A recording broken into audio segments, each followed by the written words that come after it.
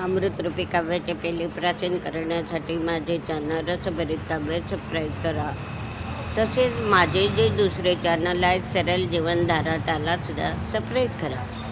आता हिवाळा ऋतू सुरू आहे. वर्षाचे ऋतू 3: पावसाळा, हिवाळा, उन्हाळा. पावसाळ्यात पाऊस पडतो, हिवाळ्यात खूप थंडी पडते, उन्हाळ्यात ऊन लागते. आता हिवाळा ऋतू म्हटलं म्हणजे सगळं वातावरण थंडच असतं. रात्र मोठी असते, दिवस लहान असतो. सकाळच्या वेळी आपण समोर पाहिलं झाडे दिसत नाही, रस्त्यानं चाललो वाट दिसत नाही. आणि एवढंच काय, गवतावर असे दवबिंदू, झाडाच्या पानावर सुद्धा दवबिंदू पडलेले दिसतात. जणू काही रात्री पाऊसच झाला, धरती अशी ओली चिंब होते. आणि एवढंच काय, सगळ्या दूर असं धुको अंधार असतो. अशा प्रकारचं वातावरण हिवाळ्यात आपल्याला पाहावयास मिळतो. आणि आपल्याला मग हिवाळ्यात गरम कपड्याची, बघा आता दुपारची वेळ आहे तरी ऊनसुद्धा लागत नाही आहे. आणि मी आतासुद्धा हिवाळा जास्त कडक थंडीची लाट आहे. मार्गशीर्ष महिना जास्त, तर मी आतासुद्धा स्वेटर घालूनच आपणापुढे हिवाळा ही कविता सादर करते आहे, ती पहा. हिवाळा ऋतू सुरू होता, थंडी जाणवते. हिवाळा ऋतू सुरू होता, थंडी जाणवते. लोकरीचे कपडे हृदयांची जोरात खरेदी होते. लोकरीचे कपडे हृदयांची जोरात खरेदी होते. मार्गशीर्ष महिन्यात आली थंडीची खूप लाट. मार्गशीर्ष महिन्यात आली थंडीची खूप लाट. उष्णकाले गडद धुके दाट, दिसे नाशे होई वाट. उष्णकालचे गडद धुके दाट, दिसे नाशे होई वाट. पानी गवतावरी पडते दवबिंदू.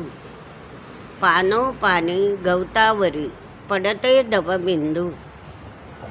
धरतीवरती जणू पाऊस पडला, होते ओली चिंब. धरतीवरती पाऊस पडला, होती ओली चिंब. 6 वाजेशी अंधार पडतो, अशी ही मोठी रात्र. 6 वाजेशी अंधार पडतो, अशी ही मोठी रात्र. दिवस असे लहान वाटते, लपंडव खेळाचे चित्र. दिवस असे लहान वाटे भासे, लपंडव खेळाचे चित्र. कडाक्याच्या थंडीत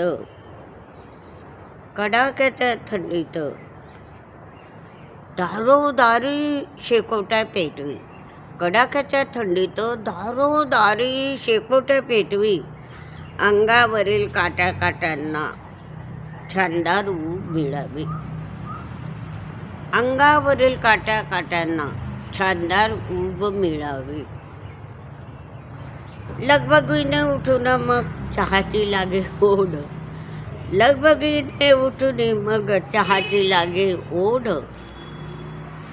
गरमागरम तोंडात घोट, पितो मग गटागट. गरमागरम तोंडात घोट, पितो मग गटागट. पौष्टिक तीळ मेथीचे लाडू खावे साऱ्यांनी. पौष्टिक लाडू, पौष्टिक तीळ मेथीचे लाडू थंडीत साऱ्यांनीच खावे. आरोग्यास जपा अद्रक गवती चहाचा काढा प्यावे. आरोग्यास जपा अद्रक गवती चहाचा काढा प्यावे. सगळीकडे थंडीच थंडी, वातावरण थंडेगार. सगळीकडे थंडी, वातावरण थंडेगार. उन्हाळा ऋतूला कवयित्री सांगे, ये रे बाबा लवकर. उन्हाळा ऋतूला कवयित्री सांगे, ये रे बा लवकर. सगळीकडे थंडीच थंडी, वातावरण थंडेगार. उन्हाळा ऋतूला कवयित्री सांगे, ये रे बा लवकर. उन्हाळा ऋतूला कवयित्री सांगे, ये रे बा लवकर. उन्हाळा ऋतूला कवयित्री सांगे, ये रे बा लवकर. अशा प्रकारे हिवाळा ही कविता, हिवाळा ऋतू आला म्हणजे सगळ्यांना असं थंडगार, आथरुणातून उठावंसं वाटत नाही आणि सगळं दूर थंड वातावरण असतं. आतासुद्धा थंडीत वाजते. मी सुद्धा स्वेटर घालूनच आपणापुढे माझी स्वरचित कविता सादर करते आहे. तर ही माझी स्वरचित कविता अवश्य पहा आणि हा व्हिडिओ लाईक व शेअर करा. तसंच माझं जे दुसरं चॅनल आहे सरळ जीवनधारा, त्यालासुद्धा सबस्क्राईब करा आणि हा व्हिडिओ लाईक व शेअर करा.